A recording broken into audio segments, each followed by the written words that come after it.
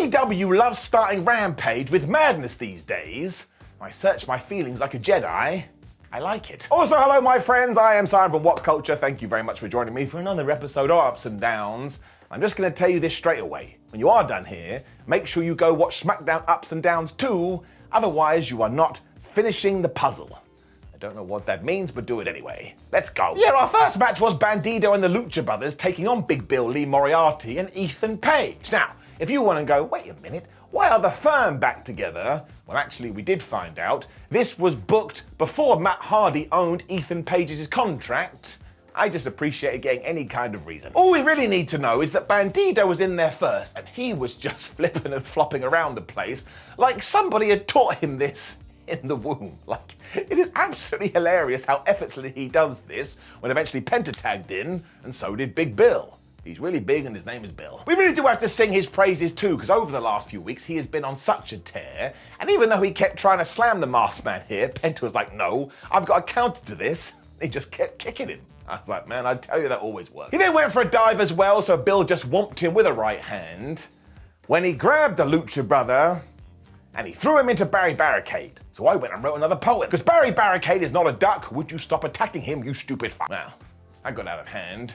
Either way, justice for Barry counter rolls up to 62. The tag klaxon then went off, and we got this massive brawl as Ethan Page and Bandido went at it a little bit again, when the Lucha brothers realized, hang on a minute, if we come together, there'll be two of us, then we're basically as big as Big Bill. So they went and took him out. It worked. Penta then threw Bandido over the ropes onto everybody, because they are totally crazy. As is Phoenix, he was like, man, I love cutters. So he started cutting people. Not literally, he didn't have a knife, I mean the move. We then got the Fear Factor on the apron, which is the hardest part of the ring, but all of a sudden Ethan Page was back in control, and he was going to hit the Ego's edge. But this is when the Hardy Boys came out and they were like, man, Ethan, we're so disappointed in you. We gave you some Hardy Boy sleeves, and you haven't rolled them up. As it turned out, Page wasn't wearing like elbow pads, it was Hardy Boy sleeves, and they made him pull them up. Goofy wrestling for life. I was losing my mind. Because of course this basically served as a distraction. Bandido ran in, he hit the 21 plex and he got the 1, 2, 3. So I was on the floor. I was like, Ethan Page just got defeated because of merchandise. I've never seen that before. And I already know that some people will hate this and they'll be moaning about it, but look, it does tie into a long-term storyline. I just think that Matt Hardy and Jeff Hardy and Ethan Page are so damn entertaining because they just want to have fun. Like Cyndi Lauper. And was she ever wrong about anything? No. Goofy wrestling for life. When QTV was back next, good. I missed it. Because they were trying to think of edgy things to do given that AEW Collision is about to launch. And I was like, why don't you ring Adam Copeland? But they did not do that. And instead they thought about showing off some boobs. That's their words, not mine. Whereas Aaron Solo was like, well, I tell you what, why don't we just sell ice cream bars? And when QT was like, no, we've already done that, he was like, well, why don't we knock over Jim Ross's coffee? Which was a really niche reference, because these guys had accidentally done that last week. As they couldn't come up with anything, instead they just said, well, let's send out Powerhouse Hobbs to murk some people. And I actually think we could use Collision as a really good reset. Let's have William destroy everybody, and maybe even go on a Goldberg-like streak. And I'll tell you my reasoning for it. Why not? These are just so much fun though, because they are such idiots. And it basically tied into this episode of Rampage, where everybody was happy to be idiots. Hence why I'm wearing the t-shirt. I'll stop pointing at it now. Although then we did get a little bit of a 180, because Hobbs went out there and he totally killed Caleb Crush. I mean, it went about 39 seconds and Hobbs just wrecked this dude with a spine buster. But what did I just say? We have planted the seeds again. Let's turn him into a massive monster and treat him as one of the stars of AEW Collision. Because this man has something and he has been away for a while. Giving it up. Renee was then chatting to Wardlow and Arn Anderson, and of course they're very, very upset about what Luchasaurus and Christian did do to Brock Anderson, when Wardlow was like, don't worry, I will take revenge. And you've got to figure that very soon we will get Wardlow versus Luchasaurus. Although before that, do you know who has answered the TNT challenge for Dynamite? It's none other than Jake Hagar and his hat. So that is big men slapping man meat. When the Acclaimed were fighting on Rampage again, they basically made this their show. They were facing Angelico, Lutherans, Serpentico. If it was Serpentico, the first few minutes of this match. I lied. I'm pointing at it again.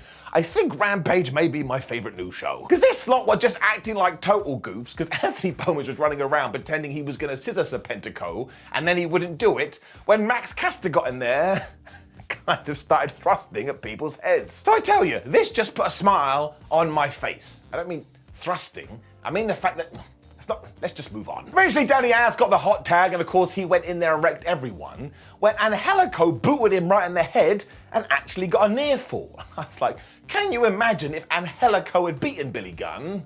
I secretly would have loved it. Anthony Bowens then got the hot tag though, and we did what we always do. We hit the arrival, the mic drop, 1, 2, 3, and they are victorious for like the 72nd time or whatever it has been.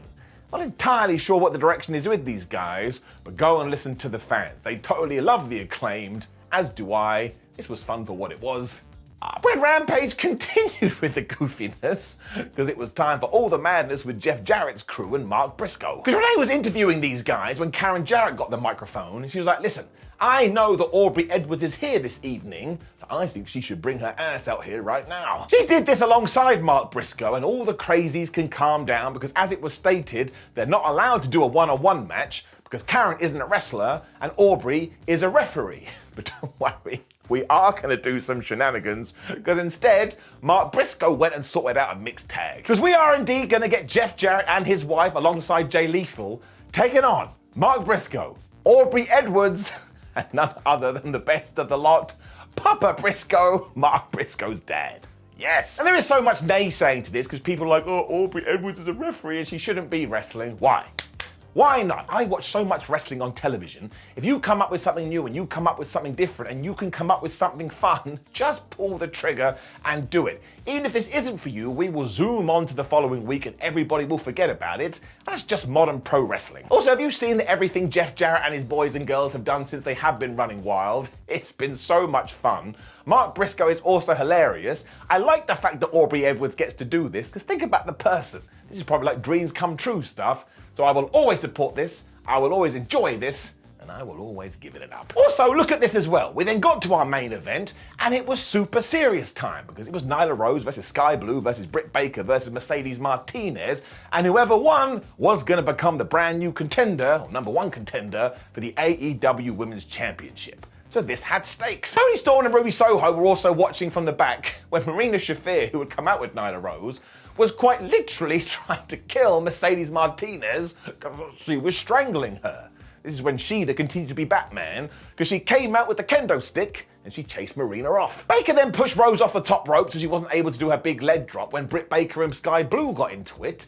I was like, man, I tell you, that would be a nice feud down the line. Also, isn't it cool to see Skye in this kind of position? If you do watch all the wrestling on TV, you have just seen her grow, and now she's about to smash it. Soon after this, Nyla was back to break up a Boston Crab, and I was all like, wait a minute, I don't think anybody in this match is actually from Boston. What a piece of crap. Blue and Baker then came together to double team on Nyla, because she is bigger than them. But Rose just like, nope, she started choke slamming people. When I think we made sure to underline the fact that Britt Baker could have won, because Nyla Rose was all like, whoa, wiggly wobbly, and Baker did run in and she got the curb stomp.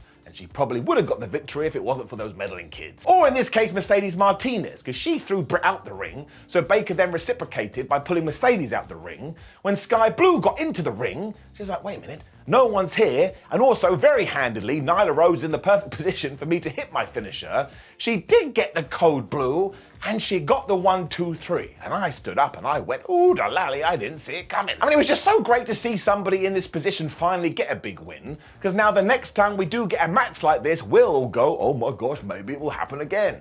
Without the weird arms. Rampage then went off air with Tony Storm spraying a big L onto the monitor. Like, that's a weird thing to do, and also you're definitely going to get fined. But I thought this was a great way to end the damn show, because again, it ties directly into Dynamite, and that's what we should be doing with Dynamite and Collision 2. You watch one, because then you have to watch the other. This was good. Up. Which is when Rampage ended, and look, I don't even care, man. Sometimes even I look at the counters and go, man, have I been too positive? But with this show, no way. I kind of felt like it was written for me, which obviously wasn't true. Who would do that? Up. Now, please do leave a comment below and let me know what you thought about Rampage. And again, click the video on the screen. It is ups and downs for SmackDown. I would appreciate your support. Like the video, share the video, and subscribe. My name is Simon Miller, without the 316. My parents weren't totally crazy. Thank you very much for joining me, as always, Again, AEW Collision starts soon. Ups and downs will go through a little bit of a shuffle, but I promise you it's for the best. Have a great weekend. See you soon.